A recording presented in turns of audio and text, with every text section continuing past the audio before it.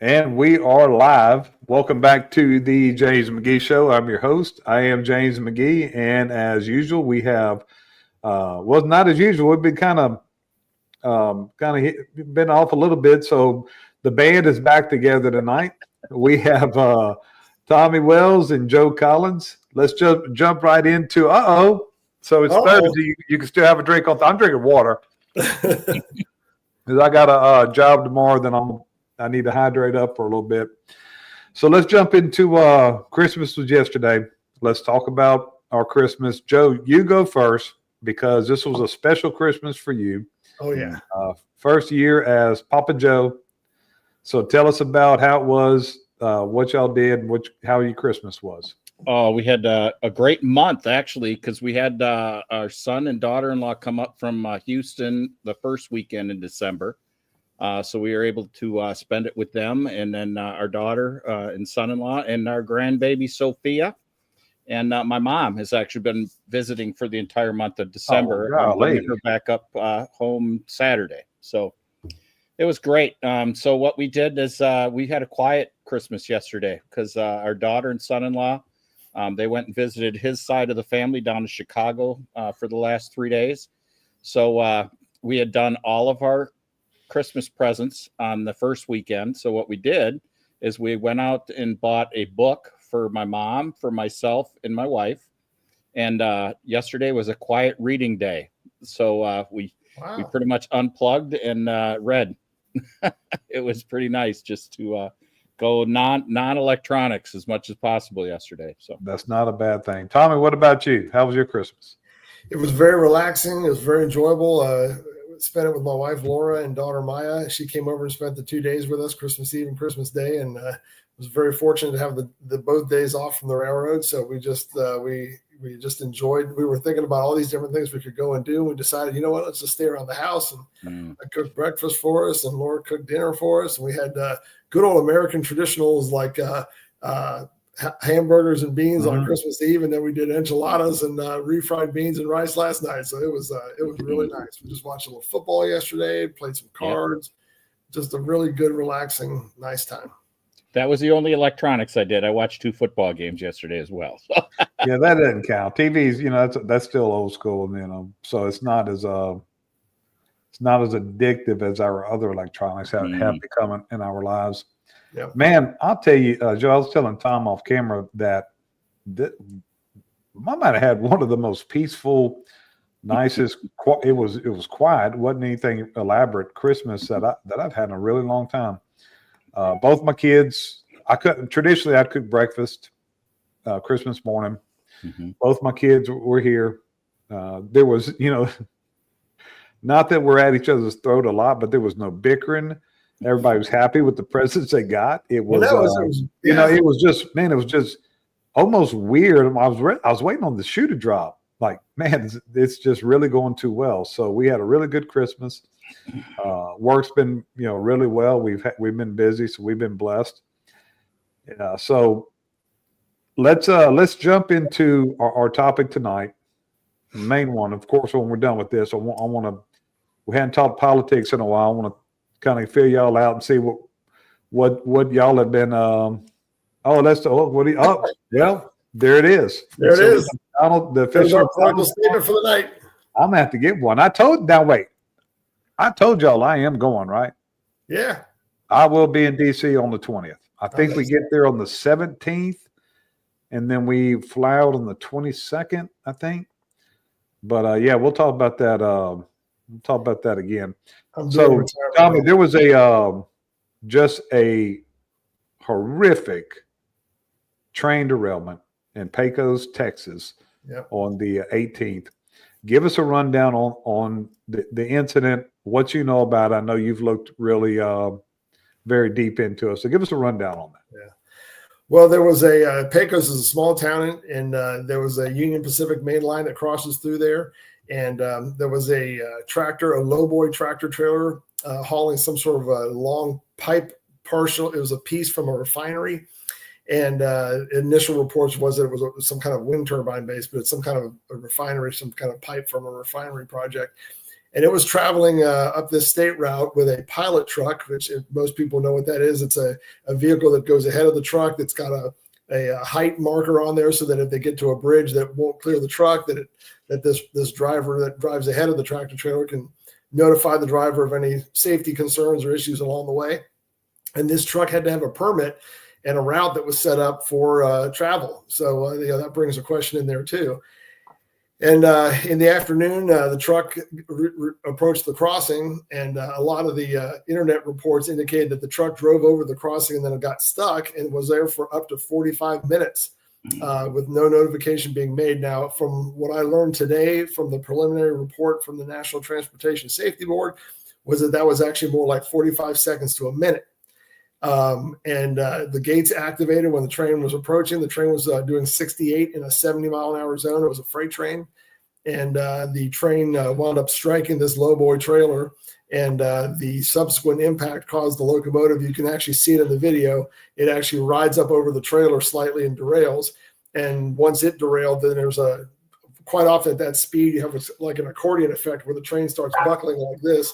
And all 4 locomotive derailed in the first 25 cars derailed on the train. The roof of the lead locomotive was basically peeled away, and both the conductor and engineer were killed in the incident there. And, when I initially saw it, and of course, when the initial reports came out that there was a substantial delay, I was just infuriated because, and this is something I really wanted to focus on in the show tonight. There's a program that the FRA and which is the Federal Railway Administration started several years ago. And every railroad crossing now in the United States is equipped with a sign that's right on the post where the crossbucks are, where the lights and gates are, or in some places, particularly out west, it's actually painted on the box that's next to the track. It's like a signal box, but it's right adjacent to the track. And that information that's contained on there has the phone number for the railroad, toll-free number to the dispatcher of that particular railroad who owns the track. And it also gives the identifying crossing net number. And all you have to do is call that number, and the train company can literally immediately locate that crossing on their cross-reference and then find out what trains are in the area and bring those trains to a stop. And of course, the initial fury over this thing was that there was such a huge amount of time that was, spent doing everything but contacting the railroad. And that, that's, to me, that was criminal. But now that I've learned that the time frame was indeed a minute or less, that certainly changes that dynamic. But what still bothers me is the fact that you have a truck that's permitted, that has a pilot vehicle in front of it, that should have seen this train coming and should have alerted the driver. I did a little research on the area, and that track is straight as an arrow all the way through that town. There's absolutely no way that pilot truck, if he'd been paying attention, wouldn't have seen the headlights coming. The trains in this country are equipped with 3 headlights on the front that have to be illuminated when the train's moving. There's just no way, in my opinion, he didn't see that.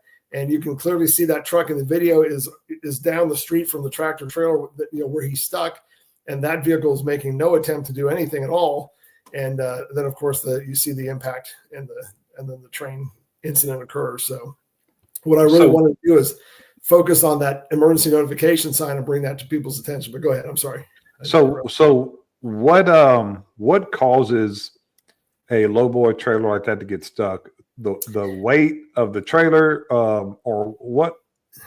It's typically where there's a grade where the railroad crossing, and a lot of time, railroad tracks are built on a road bed, and that road bed has to be elevated. And if you have an area, most places that, the majority of crossings that we cross at all over the United States, the crossing is at the same level as the tracks, and it's either the road is built at the same height or there's an accommodation made for that. And there are just some places where there is a hump where the road goes over the track and creates like a hump in the middle. And there's actually a special highway sign indicating that it is a hump crossing, where it shows, like, for a lowboy truck that it'll get stuck type of thing. And apparently that crossing supposedly had a sign there that said no trucks or no lowboy trucks. That I have not confirmed that at this point yet, but I know that will come out in the investigation. But to me, there's just no excuse for this. I see it every day when I'm running trains. Literally every single day I'm working, someone chooses to race the train that I'm running, and I don't understand it. Well, so do you think poor planning on the company? Joe. That's a poor planning on the company. That's their fault. That if they're going to take that route, they had to permit for that route, and somebody should have scouted that route ahead of time, That's like moving houses and stuff, right? Right. It's the exact same situation. If you've got something that is not standard and you have to get a permit for it, it's your responsibility to track your route and figure out whether or not you can actually safely do your route. And they couldn't. So shame on them. And that's where it's going to come down to. Do you know what they were hauling, Tom? On this particular incident? Yeah. From my understanding, the initial reports were that it was the base of a wind turbine, but I'm hearing now that it was some part of a pipe that went into a refinery. And when you look at it, the video of it, it definitely has that look. It's got all kind of holes and places where attachments would go and all that. And it's an unusually large and long piece of equipment. And most of the time when a train hits something, the train wins without, it just knocks whatever it hits out of the way. But this thing was so large and long that when that train hit it, it rode up over that trailer, and then it put, the object went off to the left and struck a building, and then the train just started piling up. The trains just, they're extremely heavy, and once they get going, they are almost, they can't stop in a moment like that. So when how often does I know we don't have, fortunately we don't have train crashes often, but what would be just a guesstimate percentage of big trucks like that or the cause of train derailments? Well, lowboy incidents are relatively frequent. I mean, you can get on YouTube any given day and pull up videos of trains crashing into trucks, and a lot of times it'll be the majority of vehicles that are struck are vehicles that pull onto a crossing. They can't clear the other side, which is oftentimes tractor trailers, and then they're struck when they're blocked, by traffic ahead. And then they're, like a typical 53-foot box trailer. I mean, a train will cut through that like butter. Yeah. And generally the train stays on the tracks, and most of the time no one's hurt. But if you have a situation with a load like this that's so big and heavy, no question it's going to result in a huge problem. Yeah, low boys, that's heavy hauling. That's that's pretty. Joe, did y'all have a lot of railroads crossings? Yeah, we've had quite a few. We actually, when I worked in Wisconsin, we had one of the largest switch yards. And but we didn't really deal with these type of train or semis and stuff. So, but we had a lot of trains that were blocking crossings and whatnot. But that's definitely not a wind turbine. I just blew it up and stuff. That is not. I'm very familiar with wind turbines in Wisconsin and in Texas and stuff. And that's definitely some kind of pipe. No, so and wind turbines, to be honest with you, they know how to move them because they're moving them all the time. This looks like it was more of a probably less frequently moved piece of equipment, and they probably have some group that wasn't as professional of a moving organization, obviously. Yeah.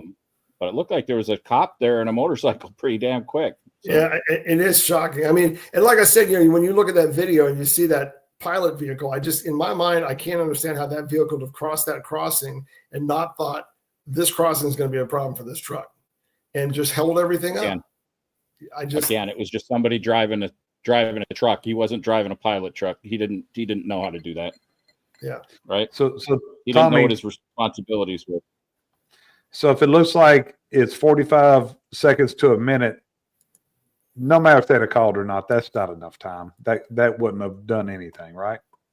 Right, that is correct. I mean, and one of the things that I was having trouble with looking at the video before I learned that information about the new time element was being that track was straight as an arrow. With that train even going 70 miles an hour, they would have been able to slow down and stop, having seen that object in front of them looming in the distance. So it makes a lot more sense that they did not. That all of a sudden it appeared in front of them and they didn't have the reaction time to be able to stop, because that's it takes generally a train. The average train that's going like 55 miles an hour takes about a mile to a mile and a half to stop when you in an emergency. I mean, it just the inertia. A mile or a mile and a half to stop. Yeah. So that's the kind of stop. Right. 18 football fields. If I apply my emergency brake on a typical mile-long freight train, and it will take 18 football fields to stop that thing. Mm-hmm. But even if they could have cut that speed down in half, you're going to have a significantly different accident there than a 75-mile-an-hour accident. Absolutely correct. Yes. Yeah. And when you see It something didn't move the like, truck at all. The truck stayed the same. Didn't move the truck one bit. yeah, there's been some different internet rumors that the guy got out and the first thing he did was undo the pin on the truck. He had to. He had to, Tom. Yeah, and I've heard other people say there are what they're called shear pins that are on those trucks and trailers that when they're hit, they break away. I don't know what the case is on that, but yeah, that truck didn't move an inch, and I can't believe it. You know how the kingpin on a truck is the paddle there. If the truck was still with the pin in the paddle, it would have moved that truck somewhat. So I can't help but believe that truck had pulled ahead just a little bit to separate itself from that trailer because it doesn't move just at all. So very disturbing. The whole thing is just totally. It just, in my heart of hearts, it just feels like it's like any crossing crash. I mean, basically every crossing crash is preventable because the train can't come off the rails to get you. You have to be in front of the train. You have to get in its way. But when I see something like this where two guys, I can't help it. I look at, it reminds me of when I see officers, kill in the line of duty. I see these two guys that have been working for the railroad for 20 and 30 years and their grandkids, and there's a picture of them with their kids and their grandkids. And you think, right here at Christmas time for what? Over a stupid hike. Yeah. These two guys lost their lives because people just weren't smart enough to just take a few minutes to use some sense. It's just mind-boggling. Yeah. That's unbelievable. That's really a just a horrible crash. It's not an accident. I don't believe, in using the word accident because that's not really it's not intentional, but it's not an accident. It's a, there was negligence, and it's just a horrible crash. Yeah. Yeah. And I'm actually looking at a video right now of a lowboy trailer being hooked up. It's totally different. The platform actually connects to the bottom. So that pin that's attached to the semi, it's totally different. So it looks like it could be just snapped off in a heartbeat, just with that much.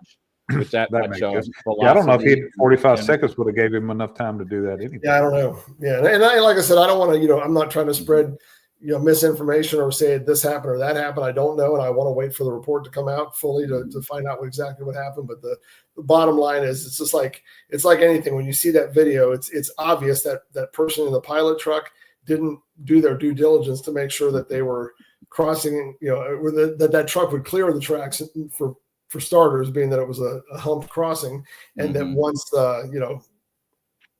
everything started in motion, it was just it was over before it started. So anything you want to add on railroad safety before we switch to how stupid Joe Biden is? Well, all I would say is this: to my motoring public friends that are out there, it's like anything. I was talking to my wife over dinner, and she pointed out that 3 days ago, an 8-year-old child in Mesa, Arizona, saved his classmate in the lunchroom who was choking on grapes using the Heimlich maneuver. Fantastic. If an 8-year-old child can learn and understand the concepts of the Heimlich maneuver, how is it that adults can't read a sign that's very clearly posted on these railroad crossings? So what I would ask is everybody to do is next time you're out driving around and you happen to cross a railroad track, please take a look at that sign, orient yourself with it, and know that if anything is going on at the railroad tracks there, please call that number and notify the railroad. It's the fastest way. You can also call 911, but the fastest way to get a hold of the railroad dispatch is through that number. It's called the emergency notification system. It's typically a blue and white sign. And the motto from Operation Lifesaver is look for blue and white to save a life. And if you don't see that sign, then look for it on the silver boxes right by the crossing cantilevers or the crossing signs there. It'll be there. You just have to find it.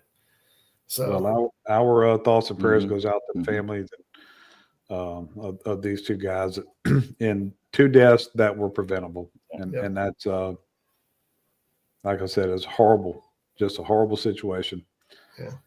Well, I appreciate you using the platform of this show to help us spread the information about it. I really appreciate that, James. So, Joe Biden, the latest pardons, Joe Biden. Yeah. Well, no, that's the thing. He knows what the fuck he's doing. This guy just commuted the death penalty 37 people, at least two of them were cop killers. Mhm. Meanwhile, very close to where I live. Yep, it was. Brian Hurst in Columbus, Ohio. Yeah. So meanwhile, we've got illegal aliens burning United States citizens alive on the New York subways. While People the New York Attorney General is trying to throw around one in prison that actually stopped something from happening. Yeah, exactly. This is why So, people don't get involved. so what do you think about that, Joe? What's your thoughts on that? Well, and you started by saying he knows what he's doing. He's not doing this. No, you're right. I'll agree with you on that. He has no clue. It's just. I can't wait for the 20th, man. You know, I said this the other day I did a TikTok video that how many people said, man, how much could he really fuck up in 2 months? Well, the answer is a lot, and he is doing his best to fuck everything he can up before he leaves. He has pardoned Chinese terrorists. The pardoning of his son, and y'all may feel different.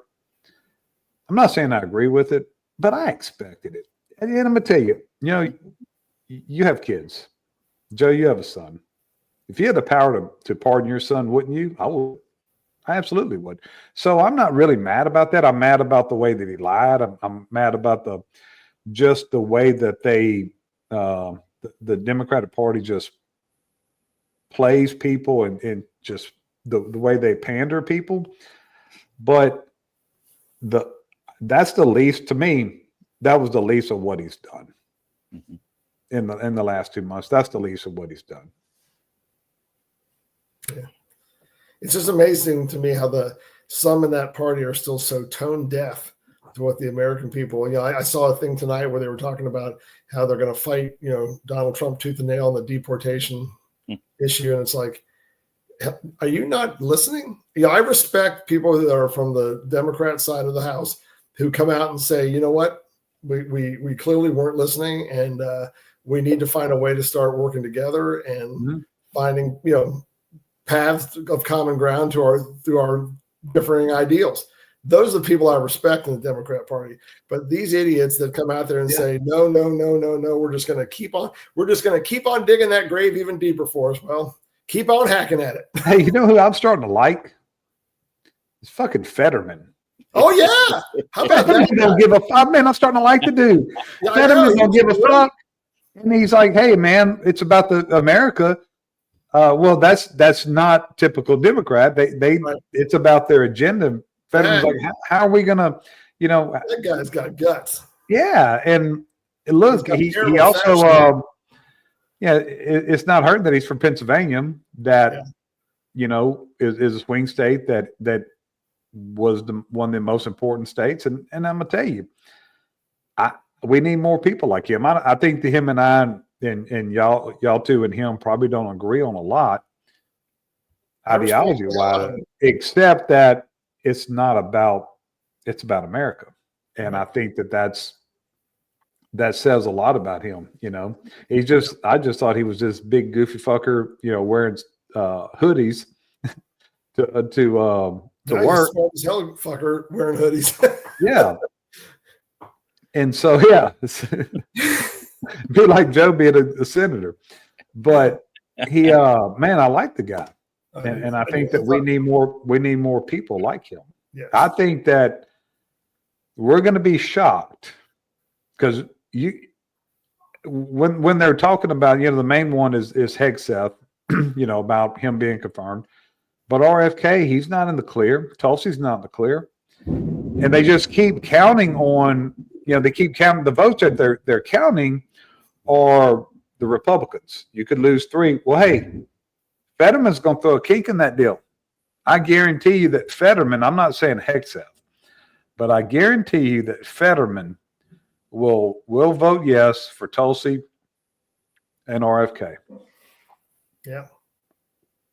What do y'all think? I think there's more that will do that as well, and they're just They're the quiet ones now. They weren't quiet before when they had the majority. And I think with him, it's obvious he doesn't care what people think. He's going to tell you what he thinks and how he feels. And he cares what his constituents think. And his constituents voted for Donald Trump. Yep.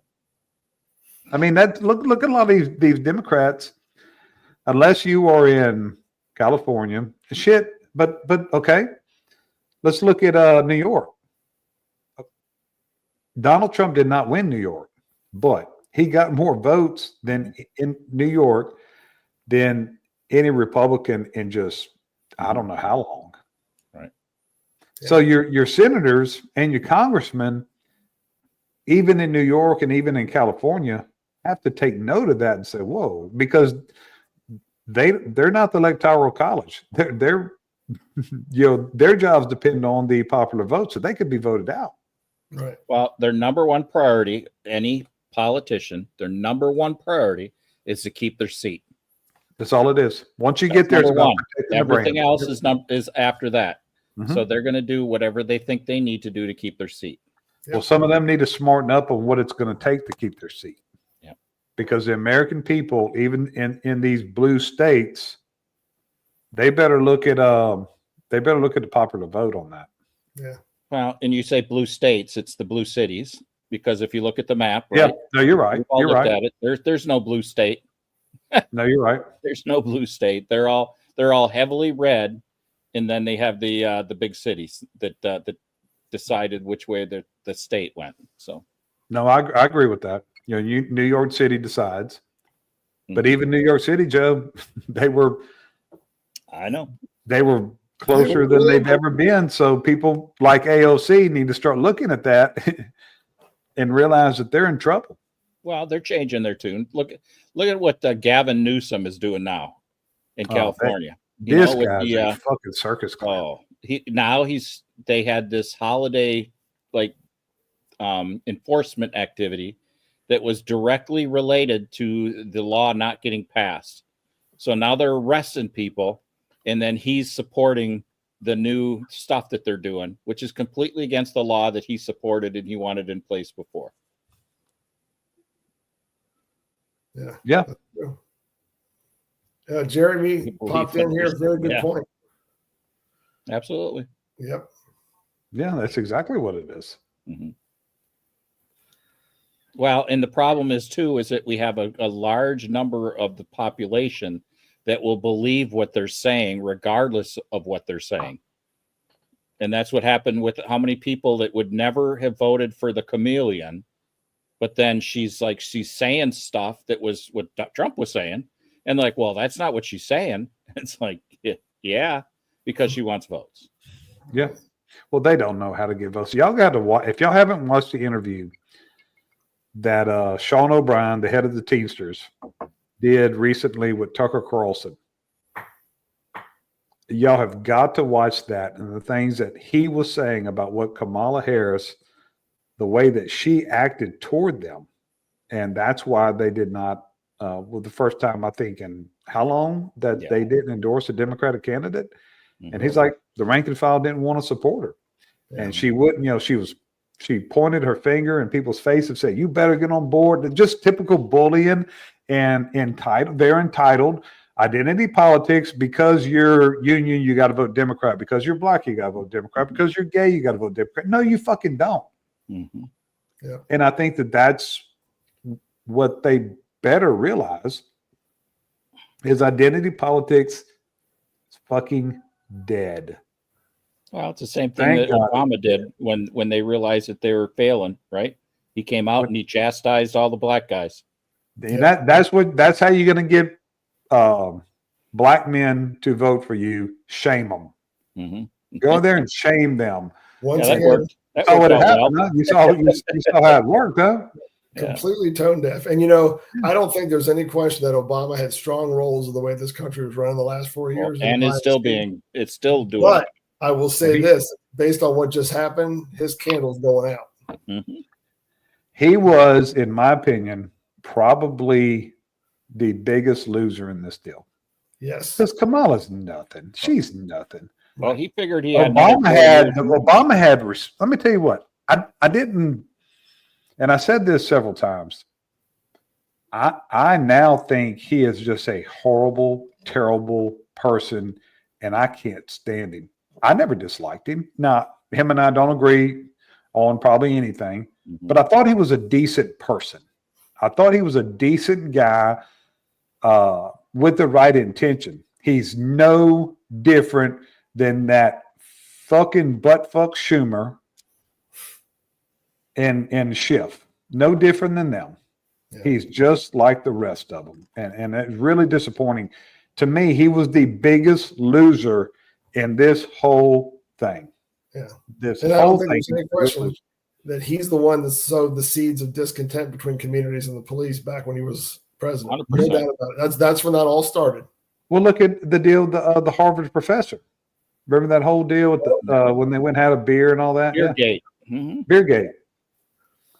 Yep. Trayvon Martin. I mean, they played identity politics. Well, that's dead, and that has proven that. But again, I think Barack Obama was the biggest loser in this thing because his word, his endorsement means absolutely fuck. It may even have a reverse effect now.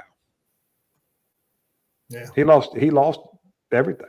Well, there's a reason that they bought the house. The past president had the closest house to the White House in history. He was running the country. Everybody else leaves Washington. He doubled down. You're right. There's actually a video of him more years. Yep. Talking the Wizard of Oz thing where he said, yeah, if there was a scenario where I could run things, I wouldn't have to be, where I could just sit in a jumpsuit and wouldn't have to go into the into the White House and do all that stuff, but I could run things from behind the scenes. I would do that. And I'm thinking, yeah. Mm-hmm. He would have done that if Kamala would have won. He would have done that. He's got 24 more days. Careful. Yeah. Yeah. He could really fuck some more stuff up. There's no doubt. So, Joe, Tom and I talked about this before you came on. If you're available Tuesday night, New Year's Eve, we're going to do a show. We're going to do a special on line of duty deaths. We may do Fireman 2, see if Jason's available. He can come in and we'll do Fireman 2 and, talk about this year with line of duty deaths, break them down, talk about, where we're at. So if you're available on New Year's Eve, we're going to do something. Man, you guys don't have any lives, do you? No, I don't have any. I know I don't. Yeah, I don't. I got plans, man. I got plans. We're going out. We're going out and celebrating. So, well, maybe you can pop on for a second. There you go. I'll jump in on a remote site somewhere. Yeah. So this is how badly I'm screwing up retirement right now. I got off work today at 4:00. Literally an 8-hour work day after working at the railroad. Came home and took a 2-hour nap. That's how big a loser I am. I ruined my extra time in the evening by coming home and taking a nap because I was so wiped out. You know what? It's beautiful that you could do it. Anything y'all want to, in closing, anything else y'all want to bring up? I'm good, man. Well, just look for that blue light to save a life. Yeah. Yeah. Well, I appreciate you bringing that up and bringing that to everybody's attention. Thanks. So I'm glad we're back together. Hopefully we're back together every week now. We start slowing down because of the holidays. So until next week, McGee, Wells, and Collins are out.